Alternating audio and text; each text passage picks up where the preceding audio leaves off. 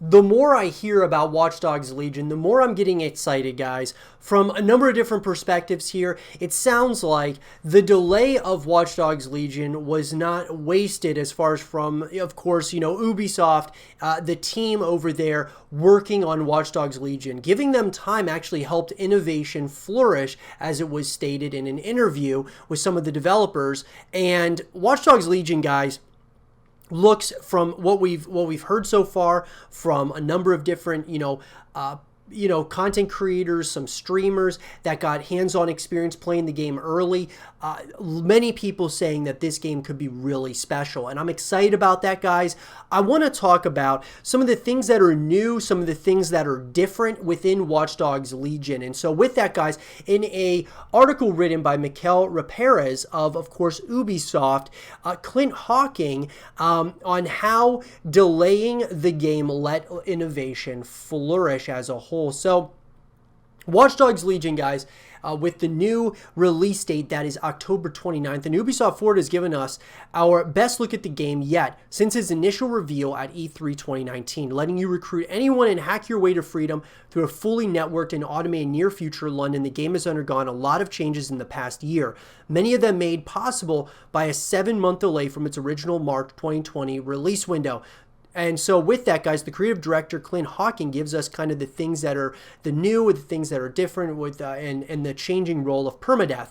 Now, with that, guys, I think that the delay here that happened definitely gave the developers more time to kind of work on the game, more time to really get things how they want it. And what I've heard, guys, I haven't had hands-on experience with the game as of yet, but this idea of letting you recruit anyone and hack your way to freedom is... The hacking aspect apparently is absolutely incredible. For what I've seen of it, looks absolutely awesome. But with that, guys, Watch Dogs Legion was one of several Ubisoft games that had its release date pushed back in late 2019. Was your team able to benefit from the additional time or do something with the game that you wouldn't have been able to do otherwise? There's a huge benefit, actually, because there was so much innovation in the game, so many different experiments, so many different iterations on play versus play as anyone. After the game was delayed, we were actually able to look back at some of the things we wanted to do that we weren't able to do. A few of those things were, first of all, a big improvement on play as anyone, which meant diversifying the kinds of properties that you would find on people in the world, but also creating richer and more complex characters in the world, so that you really have a much stronger feeling of what you see is what you get. And then similarly, again, for the construction worker, we were able to give him a nail gun because you see them using nail guns at construction sites. It was like, well, we should turn that into a weapon. And there are cargo drones that fly in the world, and we were able to create the ability to summon and take control of cargo drones as a property that characters could have. And see, that's what's really awesome, is that they almost have taken each individual character and kind of made them their own, so that you can play as anyone, guys, recruiting anyone. This concept actually could backfire, but at the same time, since they've had all this extra time, I think it was definitely not wasted, guys. We also spent a bunch of effort building what we call the Burrow Uprising system. So now as you play the game, there are missions where you can go to places in each borough, and once you've completed all of the challenges to do propaganda or to sabotage enemy equipment or to rescue people who've been captured or held hostage, once you complete all the pieces, then you get a custom mission with a big custom gameplay challenge to inspire the rest of the people to fully rise up and take the borough back, which is pretty awesome. Were there any features that were shown earlier that you decided didn't work? Was anything taken out? After the delay, there was a bunch of iteration, and that meant that some things got removed, some things got changed, and some things evolved. A good example is permadeath. The entire game was a permadeath mode where if your operatives were killed, they were killed. There were some difficult design problems we were going to have to solve with that. And the way we solved it with the extra time was to make permadeath its own mode. And so that's going to be really interesting, guys. There were also characters who have a trait where they might die suddenly. We kept those in the game, and actually, even in the non-permadeath version of the game, there are some characters who are doomed or who could die suddenly or randomly, or would be more likely to be killed from their injuries. But there's a very small number of them, and they're clearly advertised on their character profiles before you recruit them, and it's impossible to have a team wipe scenario because of the way we've re-engineered the game system. And so that's really cool, guys. I really love this concept of being able to hack anything, recruit anyone. It's a really interesting concept that I think is actually going to really evolve the Watch Dogs franchise as a whole. Do you have a favorite character archetype to see beating the stuffing out of Albion guards? You know, there's so many characters that I like. I actually found a Rhodey the other day, which is not like a super incredible character, but it was a Rhodey, and this was one that came with a guitar as well as quiet footsteps and a silent pistol. And I was like, okay, I get it. He's playing with some pretty rough and tumble bands, but he also needs to be quiet. So I thought that was really funny. It's not like some big superstar spy with a car that turns invisible, which is awesome, but it's just a Rhodey. I just love the idea of like just all these different characters. You get to learn about all these different characters. Sure, guys, part of the questions and concerns people have had about this game was this idea like you can't really connect with any one individual character, like you can't latch onto one. But the idea though here, guys, is that being a part of DedSec is like understanding as a group, the team is like bigger than the sum of its parts. And so I think that's the idea, is that they want the story to be around DedSec, not necessarily around each individual character. They want you to get to know the character somewhat, but they want you more so to actually just try out all these different types and different characters out there in the world, so that you're all working towards a very common goal here.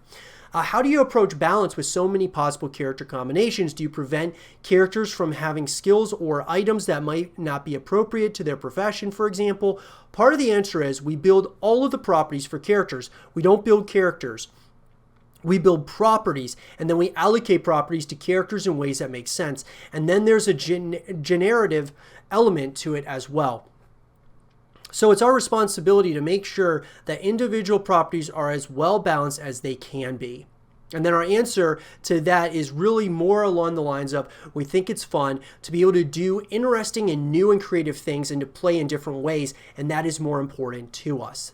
That an outlying character might be more powerful than this other, much weaker character, we don't think that breaks the game. And I agree, it's a different concept, guys. Look, at the end of the day, whether you compare this to other games out there or compare it to other narratives that have been brought out, the fact of the matter is that this is different, and I think that's going to be a really good positive thing for Watch Dogs Legion in here. And I think people are going to really enjoy, just players are going to enjoy playing different types of characters. The fact that you can hack anything, you can recruit anyone, it's this really interesting concept that we may very well see this actually in future games, not necessarily just in Watch Dogs.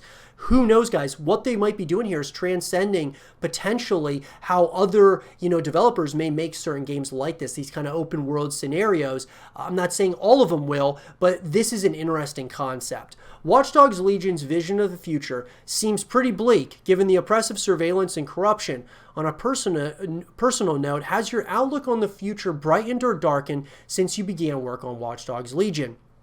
He says, I'm a pessimistic person by nature.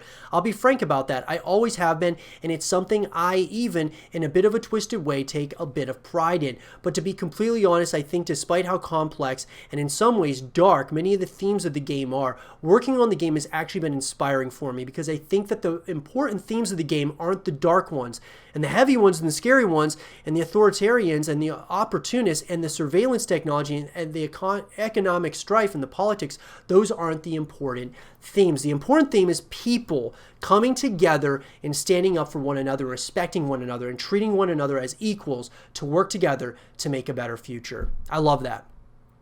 Absolutely love that, guys. I'm glad that this message is there because it seems really relevant today, and I agree. 100%, guys. Watch Dogs Legion launches on October 29th, guys, on your Xbox One, PS4, PC, and then, of course, it will be available on the Xbox Series X and the PlayStation 5, which is incredibly exciting, guys. This is a game that is could very well transcend some of these open world setting games out there. And I think that this is going to be special. Regardless of how you look at it, whether we love it or we don't like the idea of being able to play all these different characters and such, I think that it's something that could be, really special. And this is going to really, I believe, progress Watch Dogs as a franchise forward. I'm excited about it, guys, and I will continue to be giving you guys content on Watch Dogs Legion as we move forward here. And let me know in the comment section below, what are you guys most excited about with Watch Dogs Legion? Let me know. And for more Watch Dogs Legion content and videos, stay here with Zero TV.